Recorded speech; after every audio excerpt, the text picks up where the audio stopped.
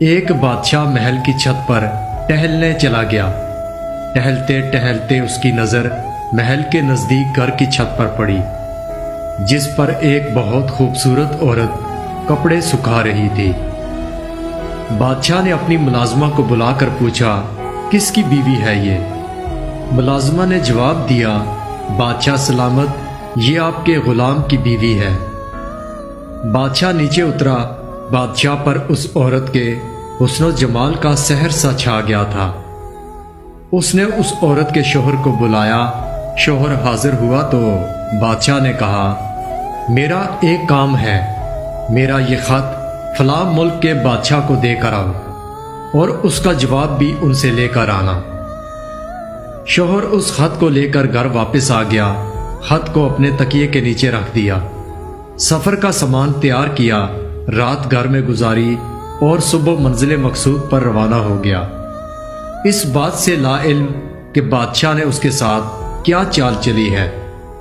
ادھر شوہر جیسے ہی نظروں سے اوجھل ہوا، بادشاہ چپکے سے اس کے گھر پہنچا اور آہستہ سے اس کے گھر کا دروازہ کھٹکھٹایا۔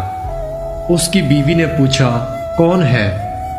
بادشاہ نے کہا، میں بادشاہ ہوں، تمہارے شوہر کا مالک۔ تو اس نے دروازہ کھولا۔ بادشاہ اندر آ کر بیٹھ گیا۔ اس کی بیوی نے حیران ہو کر کہا، آج بادشاہ سلامت ہمارے غریب خانے میں؟ بادشاہ نے کہا، میں یہاں مہمان بن کر آیا ہوں۔ اس کی بیوی نے بادشاہ کا مطلب سمجھ کر کہا، میں اللہ کی پناہ چاہتی ہوں آپ کے اس طرح آنے سے، جس میں مجھے کوئی خیر نظر نہیں آ رہی۔ بادشاہ نے غصے میں کہا، اے لڑکی، کیا کہہ رہی ہو تم؟ شاید تم نے مجھے پہچانا نہیں، میں بادشاہ ہوں، تمہارے شوہر کا مالک۔ اس کی بیوی نے کہا، بادشاہ سلامت، میں جانتی ہوں کہ آپ ہی بادشاہ ہیں، لیکن بزرگ کہتے ہیں شیر کو اگرچہ جتنی بھی تیز بھوک لگی ہو لیکن وہ مردار تو نہیں کھانا شروع کر دیتا۔ اور کہا، بادشاہ سلامت، آپ اس کٹورے میں پانی پینے آگے ہو جس میں تمہارے کتے نے پانی پیا ہے۔ بادشاہ اس عورت کی باتوں سے بڑا شرمسار ہوا اور اس کو چھوڑ کر واپس چلا گیا، لیکن اپنے چپل وہیں پر بھول گیا۔ یہ سب تو بادشاہ کی طرف سے ہوا۔ اب اس کے غلام کو آدھے راستے میں یاد آیا کہ جو خط بادشاہ نے اسے دیا تھا وہ تو میں گھر پر ہی چھوڑ آیا ہوں۔ اس نے گھوڑے کو تیزی سے واپس موڑا اور اپنے گھر کی طرف لپکا۔ شوہر اپنے گھر پہنچا تو تکیے کے نیچے سے خط نکالتے وقت اس کی نظر پلنگ کے نیچے پڑے بادشاہ کے چپل پر پڑی، جو وہ جلدی میں بھول گیا تھا۔ شوہر کا سر چکرا کر رہ گیا اور وہ سمجھ گیا کہ بادشاہ نے اس کو صرف اسی لیے بھیجا تھا تاکہ وہ اپنا مطلب پورا کر سکے۔ شوہر کسی کو کچھ بتائے بغیر چپ چاپ گھر سے نکل گیا، خط لے کر چل پڑا اور کام ختم کرنے کے بعد بادشاہ کے پاس واپس آیا تو بادشاہ نے انعام کے طور پر اسے 100 دینار دیے۔ شوہر دینار لے کر بازار گیا اور عورتوں کے استعمال کے قیمتی کپڑے اور کچھ تحائف بھی خرید لیے۔ گھر پہنچ کر بیوی کو سلام کیا اور کہا، چلو تمہارے میکے چلتے ہیں۔ بیوی نے پوچھا، یہ کیا ہے؟ کہنے لگا، بادشاہ نے انعام دیا ہے اور میں چاہتا ہوں کہ یہ پہن کر اپنے گھر والوں کو بھی دکھاؤ۔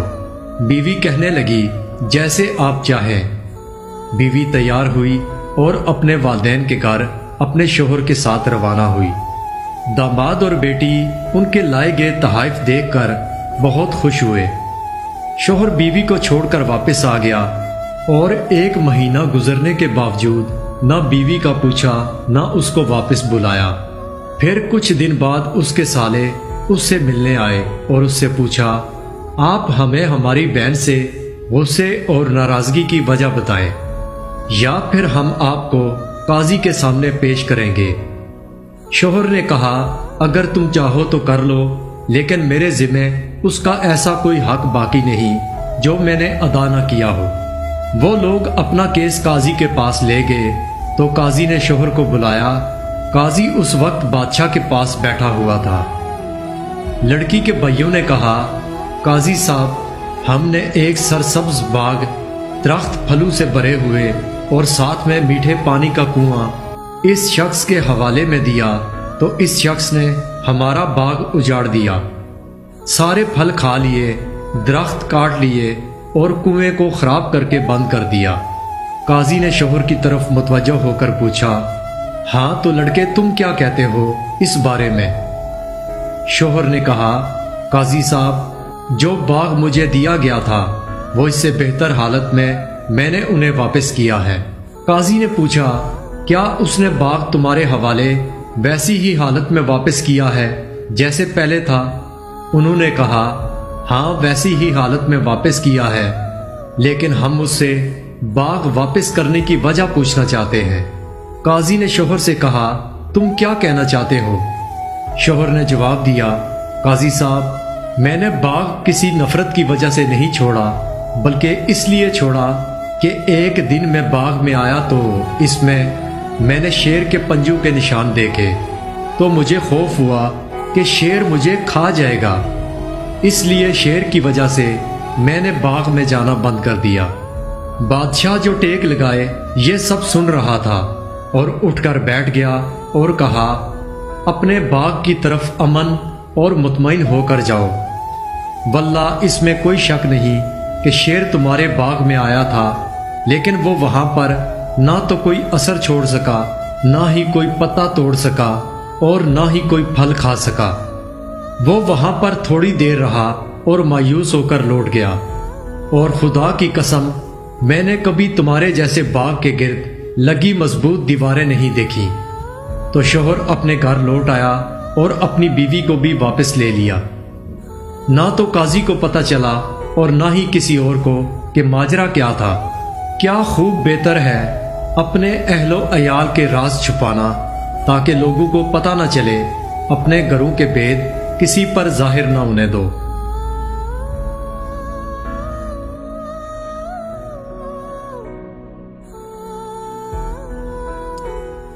دوستو، میرا مقصد اپنی اور آپ لوگوں کی اصلاح کرنا ہے، اس لیے میں آپ لوگوں کے لیے اچھی اور سبق آموز کہانیاں لے کر آتا ہوں۔ جن دوستوں نے میری ویڈیو کو پورا دیکھا ہے ان سے گزارش ہے کہ پلیز کامنٹ کر دیں۔